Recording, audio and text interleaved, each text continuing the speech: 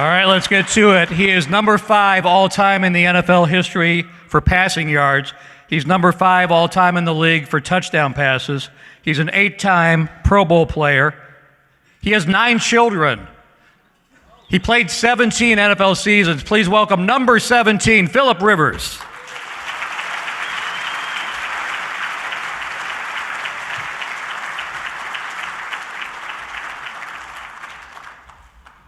I've been getting asked, do I miss it? Golly, watching that video made me miss it a little bit. Hadn't missed it much. So it was Friday. Those Friday nights before those Saturday games, we always had a meeting over there at Weisinger Brown, the old Weisinger Brown building. And it was one of those Friday nights. Chuck Amato was at his best. He was going from thing to thing. Sometimes those meetings lasted a long time.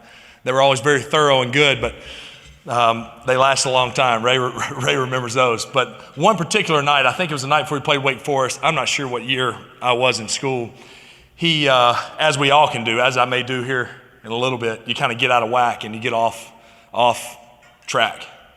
And he was on some percentages thing with where ball possession and where you had the ball in the field. And he got it backward. I don't know that it holds up, but he got it backwards talking about, hey, if we got the ball on our 40-yard line, we have a 60% chance of scoring. And if it's on our 30-yard line, we have a 70% chance of scoring. And we're kind of sitting there going, what in the world is going on, you know?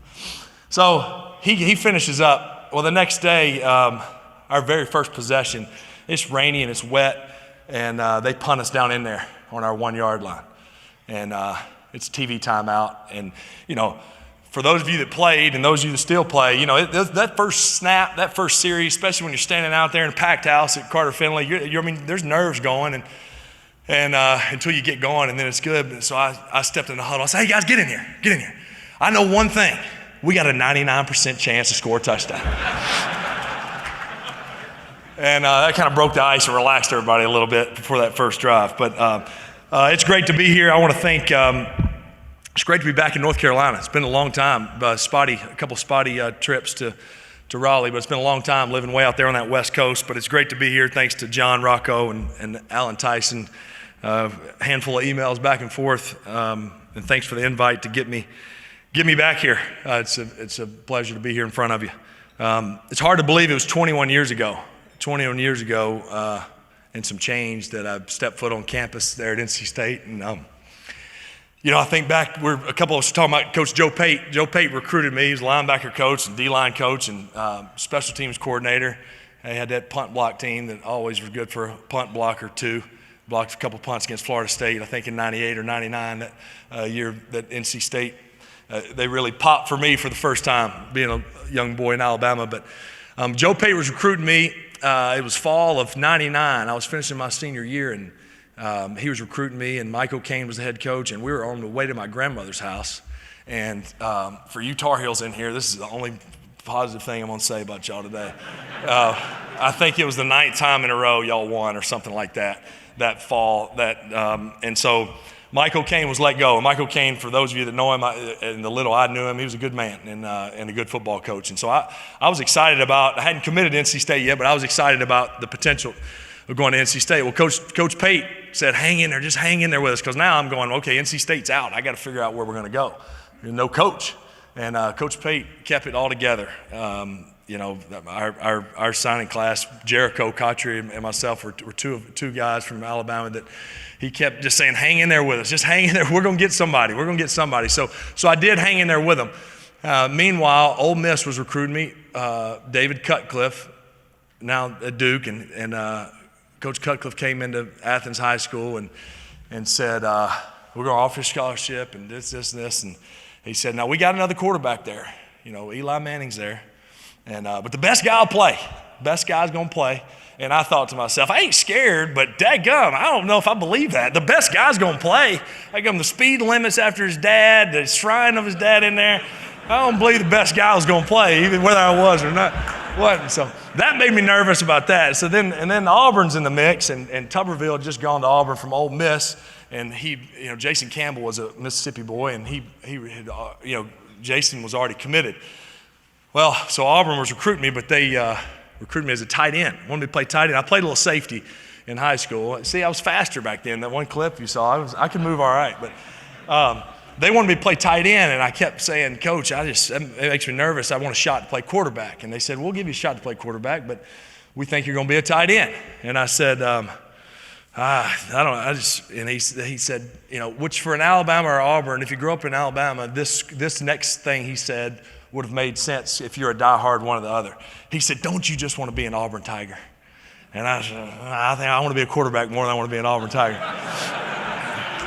So all that's going on, and now Chuck Amato gets hired and flies into Athens High School, and we're sitting there, and I pretty much tell him everything I just told y'all, almost exactly.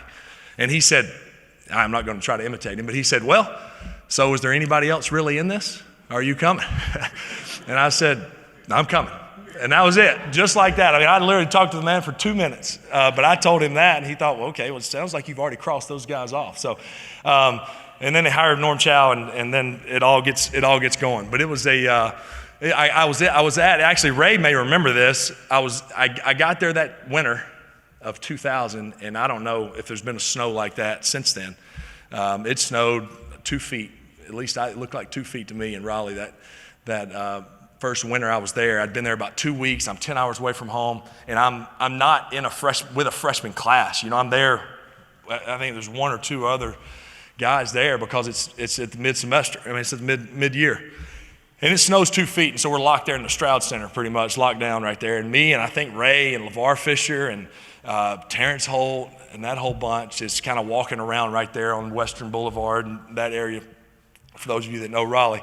And I'm trying to buddy up with them. I mean, golly, this is cool, man. I'm with my new teammates. And LeVar Fisher dumped me in that snow 2 feet deep, head first, faster than I could blink. And I was like, well, this is the way it's all going to get started. But it got better. It got better from there, that's for sure. It was an awesome 4 years. It was an awesome 4 years there in Raleigh. I think about some of the highlights, the win at Florida State my sophomore year, first ACC team to beat them at their place. The Notre Dame, who a few of you have mentioned that one to me today, the Notre Dame win in the Gator Bowl, winning 11 games that year was awesome. We were sitting there at 9-0. 9-0 had just beaten Clemson, and right there at 7 or 8 in the country, and then dropped 3 straight. And then they would have beat Florida State at home when that was the night the goalpost got carried all the way back to school, and then we beat Notre Dame. So that was an unbelievable win and special season. And now Carolina beating y'all 3 out of 4 years. That was good. I always loved the picture. We had a great game against Virginia that year. It was a night game. They have that picture, Moon over Murphy, I think it says. I don't know. It's at my mom and dad's place, but that game was kind of a shootout. Matt Schaub was over there, and we scored late. T.M. McClendon broke a run and scored late to beat Virginia there my senior year. And Tony mentioned 51 games. 51 games there was special. 51 in a row. Being out there for all of them was a blessing for sure. And mentioned I had 9 children. My oldest was born there. So my oldest, Hallie, was born. Tiffany and I got married after my freshman year. Hallie was born 2002, so that was before my junior year. And she's the only one that was born in Raleigh, so she kind of has a little special place for Raleigh too, that all the rest of them were born in California, but she was born right there in Raleigh. But it was an awesome 4 years, and Raleigh and NC State will always be special to our family, and certainly excited now living on this side to get up to a game and get up there a little more often now that we aren't all the way across the world. It seemed like they showed that clip of getting drafted by the Giants, then traded to the Chargers. That was a crazy 30-40 minutes, getting drafted by the Giants and then on a new team. I had to do an interview with Susie Colbert, and I had already been told by my agent, hey, you're probably not going to be there, but just play it cool, And so that was tough, kind of faking it. And my neighbor was a huge Giants fan, so they're honking horns and going crazy. Like, they don't know that this ain't gonna last very long, And it wasn't done yet, so I couldn't just tell him. But I signed a Lawrence Taylor jersey. I'd love to know where that thing is. I signed a Lawrence Taylor jersey. That's my lone thing I signed as a member of the Giants. But that whole thing was interesting how it played out. I was a good player, but on tape. But I was a better player in person, if that makes sense. So, I was going to be a mid-round guy. I was working my way up, junior, senior year. But then the Senior Bowl happened, and the Chargers were the Senior Bowl coaches that year. So they got to see me up close, which is of the things that I bring, intangibles and those things, they got to see it up close in the huddle, interacting with teammates. Within a week's time, that Senior Bowl team, you'd have thought we'd been together for 4 years, and the way we played and the way we interacted and just some of those little things that they got to see up close that you get to see on the tape just watching it if you're just evaluating. So I think that was, again, really helped me and why I ended up in San Diego. And they got quite a good bit of picks and things in return for old Eli, so it made sense for them. It was my first time west of Lubbock, Texas, going to San Diego, California. And I thought, where am I going? Way out there. I'd been to Lubbock because we played Texas Tech against Cliff Kingsbury and that bunch in an overtime win. It seemed like we had a bunch of those high-scoring overtime wins throughout those four years. But so I'm west of Lubbock for the first time, and I was lost. I remember calling home. Any of you have been out to California? I remember calling home and saying, I don't know where I am, but it was kind of cool for me. I mean, small town kid from Alabama. I've been to Raleigh. I've been nowhere else. Okay, and I go, hey, I don't know if I was talking to my mom or dad. I was like, hey, yeah, I don't know. I'm on the 5 North. I see a sign that says 100 miles, Los Angeles. And then I see a sign that says La Jolla. And I come to find out that's La Jolla. That's La Jolla. So I was completely out of whack being in San Diego and that far from home in that big city and those highways going everywhere. But it was quite an adventure going out there and then calling it home for 16 years. 16 years we called it home. But the first couple of years were tough. First couple of years were really hard. And I remember really getting my welcome moment to the NFL was, first of all, my first practice play, I threw an interception. And then I remember coach, offensive coordinator pausing the practice tape and saying, why aren't you throwing the ball? And I remember saying, Coach, he's right there. Like the DB's right there. And he said, he's wide open. And I remember thinking, that's wide open? Like, man, I'm used to college open and then high school open. What is NFL open? He ain't very open. And so it took me a little while to get used to that. And then I probably took it to the other end of the spectrum. By the time I was done, I thought everybody was daggum open. I was going to fit it in there. Somehow. So I went the completely other end of that by the time I was done. But those 2 years were hard. But I wanted to make sure I was prepared for when the opportunity came. I knew it was coming. I knew it was going to come. And Drew and I had a great relationship. Drew, obviously, you've seen what the career he's gone on to have. But we had a great relationship. It was very competitive. It was very much so him saying, you ain't getting this job, and very much so me saying, oh, here I come. But within that, we played golf, we pushed, we high-fived. It was awesome. So, he knew I didn't choose. It was just one of those deals. It was very competitive, but very good for both of us, and it all worked out how it was supposed to. But those 2 years, I wanted to prepare, so when I got that opportunity, I wasn't having to start from scratch. I had to build some foundation with the locker room mainly. But that brings me to this. I have a couple things through in this timeline that were kind of like very teaching moments for me that I'm still using and that I love. And growth, growth as a person, as a businessman, as a player, as a husband, as a father, growth versus great growth. And I did this with our football team, and I've had it done to me, but I asked them, do you want growth or great growth? And if I'll spare you guys the exercise, but I assume we're all going to say great growth. I mean, which young man or any of us are going to say, I'm good. I just want growth. So great growth. So spirit, and I mean spirit just like the desire and the zeal to want to do well. Spirit plus comfortable equals growth. Spirit plus uncomfortable equals great growth. And so those 2 years I was uncomfortable and I grew like crazy. And throughout my career, I had many moments of being uncomfortable. Some of it was due to situations that were coming up through a season. Some of it was a coach trying to teach me a new way to do something. So many different ways you can be made uncomfortable. And it isn't always nice. You don't always enjoy it, but you can have great growth from it. So that's one thing. And whichever field we're in, to have growth, you got to be uncomfortable. You got to be uncomfortable. And then the third thing that me and another coach of mine added to it was, and then spirit plus too comfortable is no growth. So there's a balance, and we all know this life, right? You're not going to always, you can't be uncomfortable for, your whole life, but there's an element of that. To really get some great growth, we got to find a way. So in year 13, year 9, I would chart every pass I threw after the season, every one of them, like on a big, huge board. I would chart every one, every miss, every interception. Why did you miss that one? Stupid, shouldn't have thrown it, idiot, all those, and write it all out. And then I would go, all right, this is one year, Ray, it was running backs.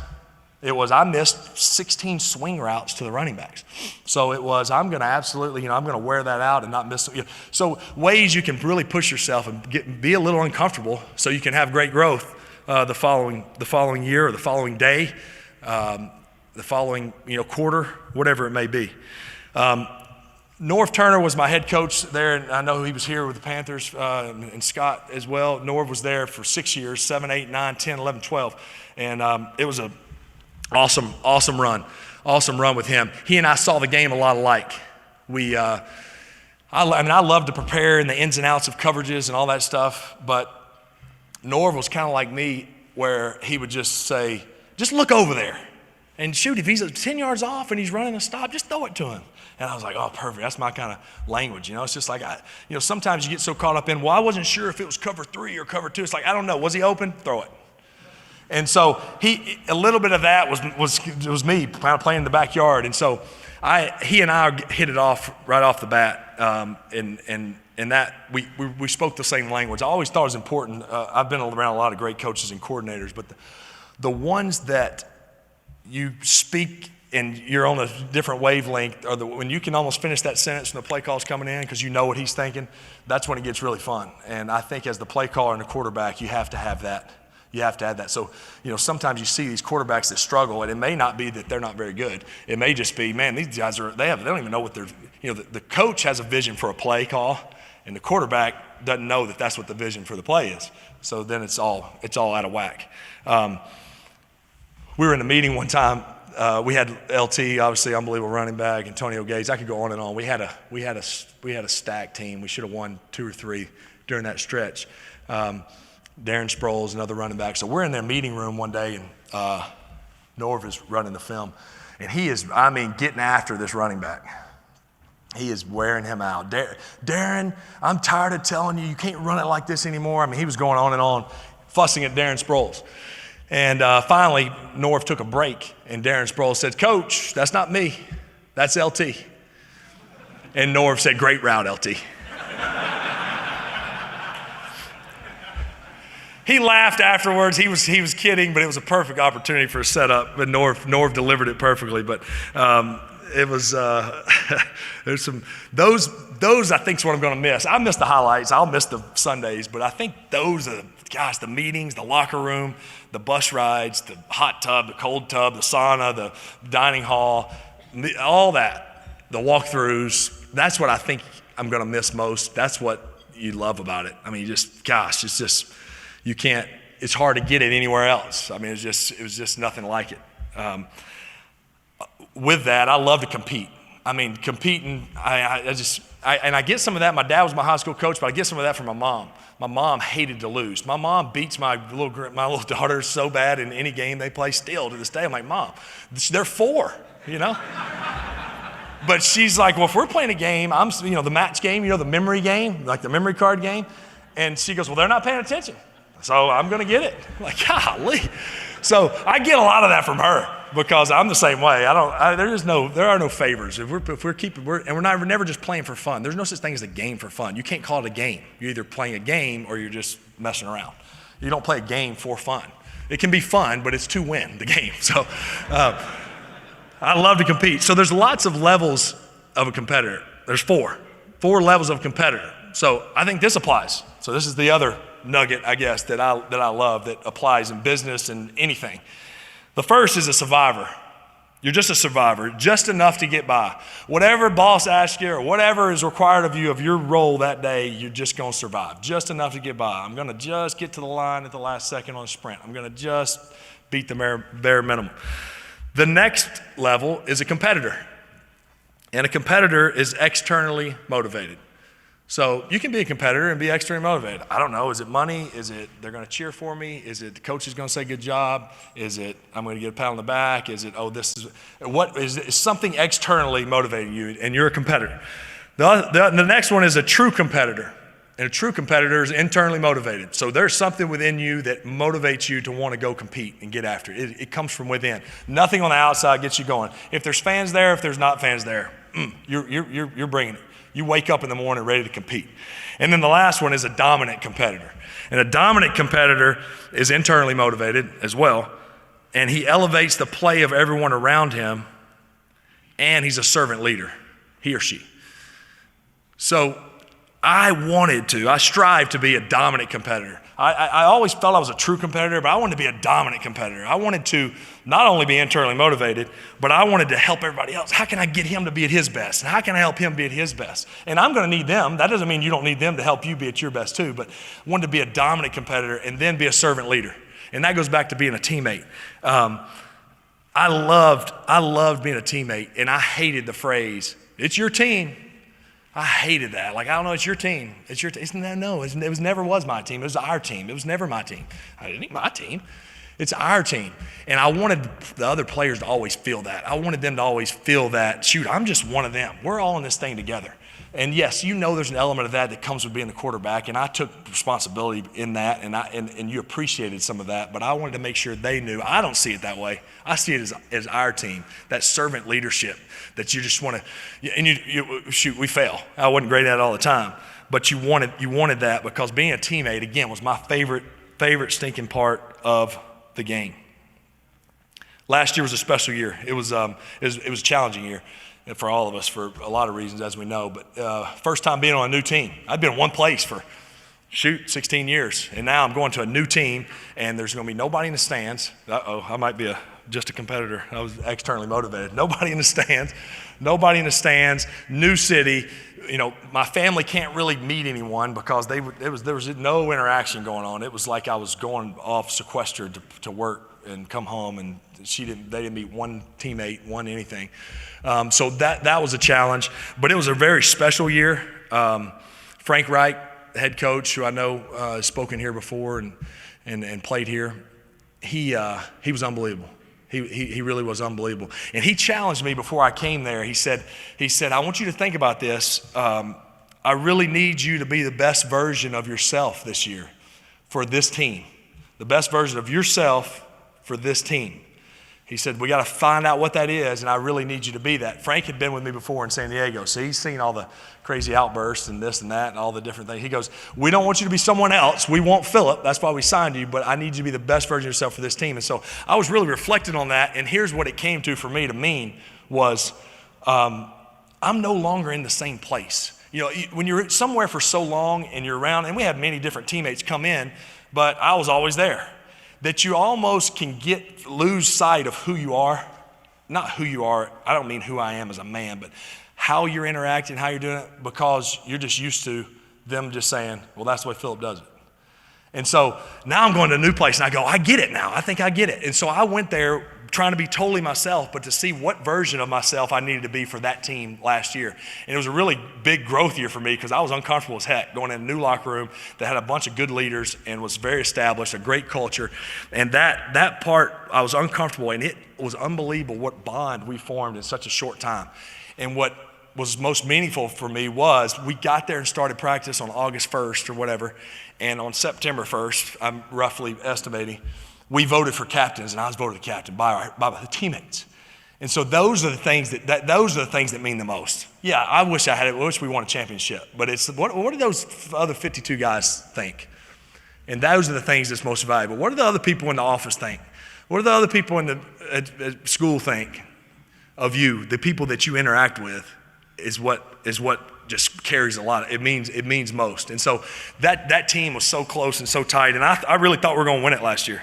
I thought we were going to win it all. We had a good group, but it was a special year.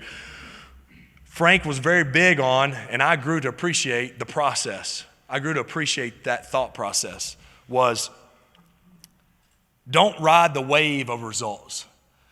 And early on in my career, I did. We won a big Sunday game. Whew, I felt great on Monday. We lost Sunday. We lost, and media's letting them beat me up. And then we won. It's like, shoot, let's go. Who wants to? I'll do another interview. And it wears you out. It's draining. And so I grew to get better at that part. But then Frank, and so I was better at it before last year. I didn't go 16 years like that. But last year, Frank, the process. We're not going to ride the wave of the results on Sunday. We're going to be the same group every single week. And I grew to really love that. We had the goals. Yeah, we want to win division, we want to win championship. You have all those goals. We are playing to win the game. But let's just, focus on the process. How can we get better today? How can I get better in this period that we're about to have? How can I get better in this conversation I'm about to have? Just focus on the process, and it was really beneficial, and I think it keeps you at peace. You're not stressed out. I mean, you're not just like worried so much all week about, are we going to win or lose? Well, I don't know. Let's focus on the process, and we'll probably win if we do that right. So he was great with that, and I love that. And I also think what it does is you find out who's really all in or not. All right, I'm in unless we start 0-3, and then I'm out. Well, then wait, you're in based on the results. It's like, no, I'm in. You're either in or you're not. So I love that about the process. And along with being a teammate, that was also my favorite part. Sundays were good. But Monday through Saturday, I loved Wednesday practice all day and sitting in there and figuring out each blitz and each protection and the meetings and all that. I love the preparatory part. I love thinking this defensive coordinator doesn't even know that I know exactly where the blitz is coming from because he lines up wrong. I love like figuring that out. Like that part was fun. And so that's part of that process that I really embraced. I mentioned, or they mentioned the 9 children. So the oldest is Hallie. She was born in Raleigh. The youngest is 2. Her name's Anna. So there's 7 girls and 2 boys. And the oldest boy is in the 7th grade, and his name is Gunner. So it's funny, when he was real young, I used to say, it's my mom's maiden name, Gunner. But when he was real young, this is when he's 3, and now he's in the 7th grade, but I used to say, shoot, it is his mom's maiden name, but if he can throw it or shoot it, that kind of sounds pretty good. It's a little more of a popular name now than it was back then. But other son's Pete. So Gunner and Pete, Pistol Pete and Gunner are the 2 boys, and then the other 7 are girls. And my wife Tiffany's unbelievable. Whole career, 9 babies, and being unbelievable through 17 years playing. She was awesome because she was very steady. She wasn't from a sports family at all, which was good. It was good because some of my teammates, now I'm rambling. Some of my teammates' wives know ball, know it. And they're ruthless. I go what do you mean? He said, oh yeah, she was mad at me last night. I go, what do you mean? What does mad at you mean? She said, it's ridiculous you didn't make that tackle. And I'm like, oh my gosh. So that's rough. Anybody doing that to y'all at home? I can't believe you didn't close that deal, But so she didn't do that. I always did really good, and everything was good. But she had a very, very good approach.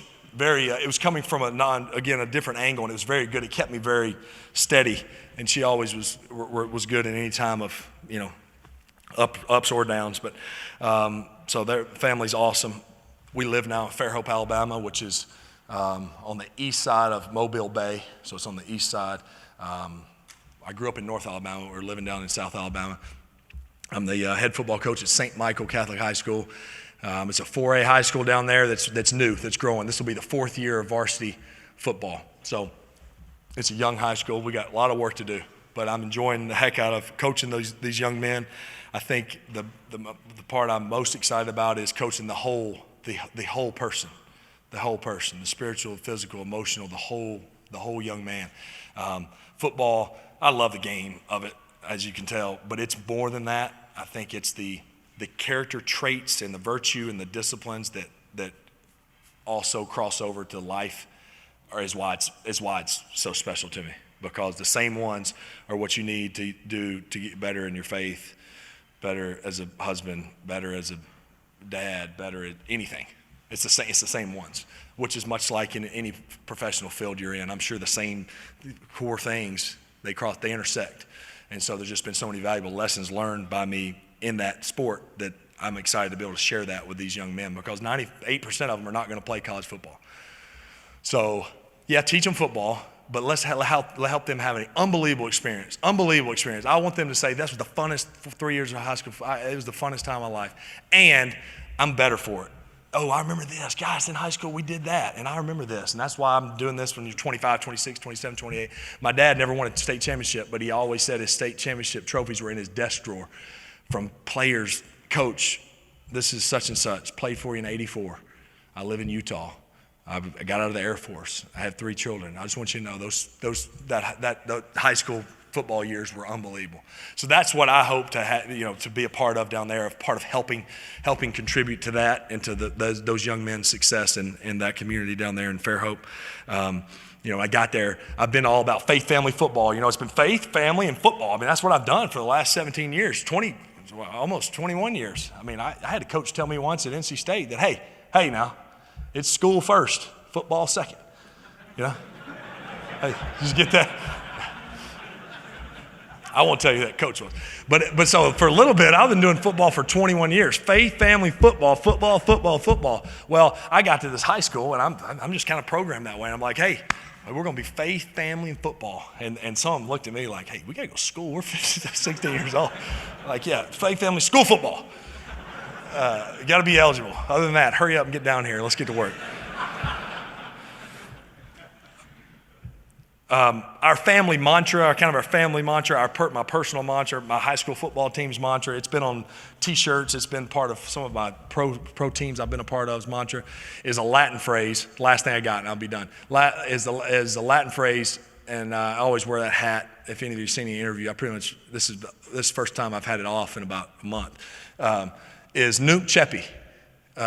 N-U-N, I say it the Alabama way. That doesn't sound like Latin, does it? Nunc Coepi. N-U-N-C-C-O-E-P-I, 2 words. Nunc Coepi. It means now I begin, but it's a never-ending beginning.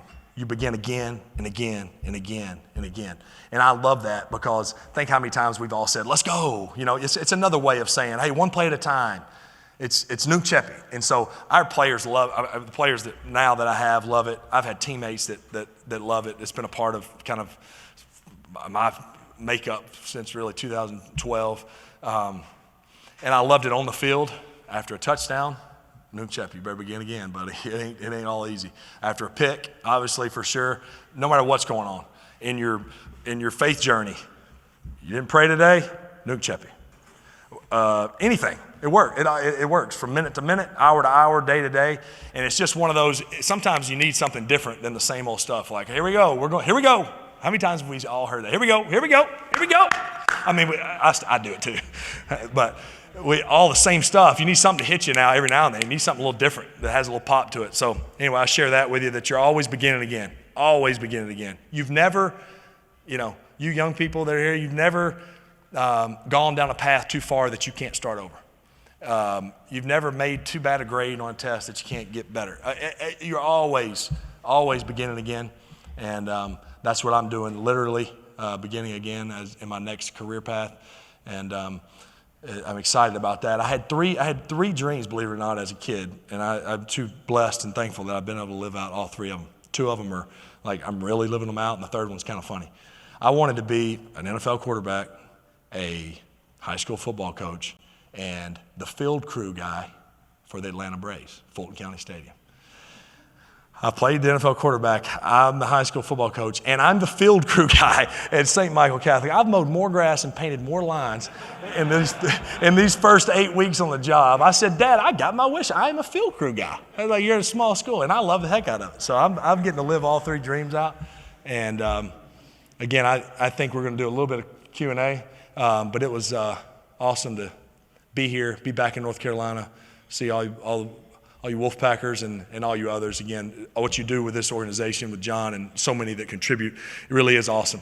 Because as we all know, sports, and maybe be more important now than it's ever been with these high schools and what it's doing to help facilitate and bring joy and some discipline and virtue. It's awesome. Thank you all.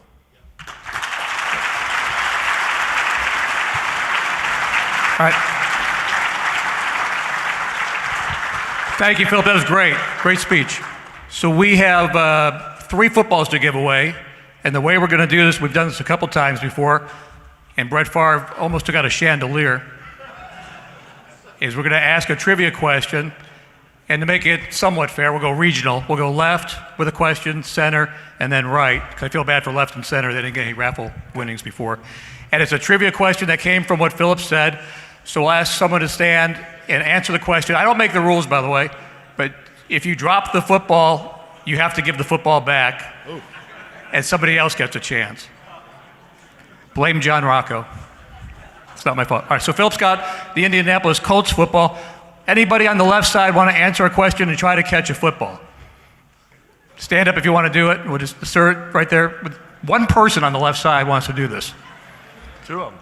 Is this considered NFL open or touchdown club open? High school open.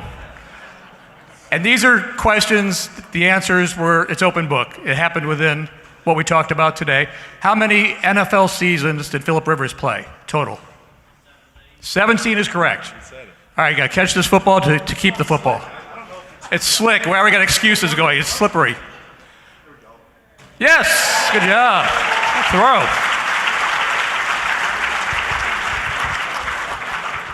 Philip, has anyone ever told you your throwing method is kind of unorthodox? Yeah, okay. Oh yeah. Norm Chow asked me that my first week on campus. Yeah. He said, "Are you hurt?" I said, I'm not hurt. 17 years slinging it.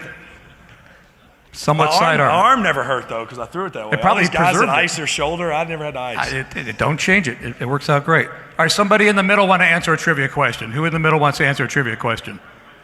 All right, right here in the blue shirt. All right, stand up. You ready? It's wide open. I brought this one up. This is wide. This is high school open for sure. How many times did Philip Rivers go to the Pro Bowl? How many times? I mentioned it in the open. No, okay. All right, we'll go with 8. It's 8. Here we go. Good catch. Good catch. Philip, you want to ask a question? Or you want me to do one more? You got it. All right. This is from Tony Haynes. Who wants to answer the question? NC State related. I want to go way back. All right, back there in the white shirt to make it interesting. We have a light stanchion. We've got 2 chandeliers. That's at least college open. Tony Haynes mentioned how many college games for NC State did Philip start consecutive games? 51 is correct. Here we go. He's got it.